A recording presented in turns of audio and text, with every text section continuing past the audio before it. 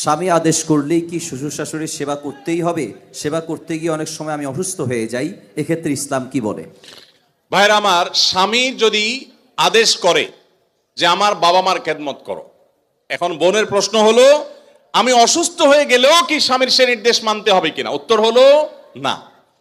যদি এই পর্যায়ের হয় যে আপনি শ্বশুর শাশুড়ির সেবা করতে গিয়ে আপনি সুস্থ না থাকেন, এই পর্যায়ের আপনার সেবার প্রশ্ন আসে, তো আপনি নিজেকে অসুস্থ করে ফেলে তারপরে শ্বশুর শাশুড়ির খেদমত করতে হবে, এত কঠিন নির্দেশ ইসলাম আপনাকে দেয় নাই। তবে এ জাতীয় ইস্যুতে আমি অনুরোধ করব, কোনো ভালো বিচক্ষণ বিদগ্ধ আলেমের কাছে দেখা করে উভয়ের পরিস্থিতি পর্যালোচনা করে অ্যাসেসমেন্ট করিয়ে তারপর সমাধান নেওয়ার চেষ্টা করবেন। কারণ এখানে আপনার কাছে যেটাকে মনে হচ্ছে বাড়াবাড়ি, আদতে সেটা খুব নরমাল বিষয় হতে পারে। এজন্য তৃতীয় পক্ষের কারোর সহযোগিতা নিলে সেটা সবচেয়ে ভালো হয়। এই প্রশ্নোত্তরের সংক্ষিপ্ত সেশনে আমরা অল্প কথা উত্তর দিয়ে গেলে আপনার ভুল বোঝার সম্ভাবনা আছে। সেজন্য কোনো দক্ষ আলেমের কাছে, বিচক্ষণ ইমাম সাহেবের কাছে গিয়ে দুজন মিলে তারপরে পুরো অবস্থা জানাবেন।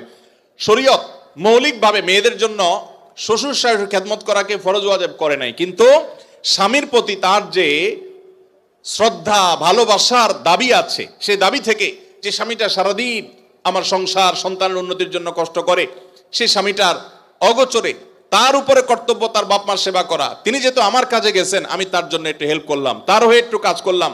তাছাড়া মা বাবার মতো বয়সী মানুষ, তারা যখন আশেপাশে তাদের সেবা করার মানসিকতা থাকা দরকার। কিন্তু সেই সাথে এটাও ঠিক যে আমাদের সমাজে অনেক শ্বশুর শাশুড়ি আছে আস্ত জোয়ান তাগড়া সুস্থ সবল, এরপরও সে আশা করে বসে থাকে বৌমার সব করে দিবে। এটা খুব বাজে একটা অভ্যাস। অনেক শ্বশুর শাশুড়ি আছে, তারা মনে করে বৌমা ঘরে আসছে মানে হলো কাজের মেয়ে ঘরে আসছে, অতএব আমাদের এটা বাই ডিফল্ট পাওনা হয়ে গেছে। এটা খুবই বাজে একটা উদাহরণ। শ্বশুর শাশুড়িদেরও আল্লাহর কাছে বিচার আছে, তারা জুলুম করলে, সীমালঙ্ঘন করলে তাদেরও দায় আল্লাহ তাআলার কাছে থাকবে। নিজের মেয়েটা তাকে দিয়ে কোনো কাজ করায় না, আরেক ঘরের মেয়ে আসছে তাকে দিয়ে সারাদিন গাদা খাটনি করা, এটা জুলুম।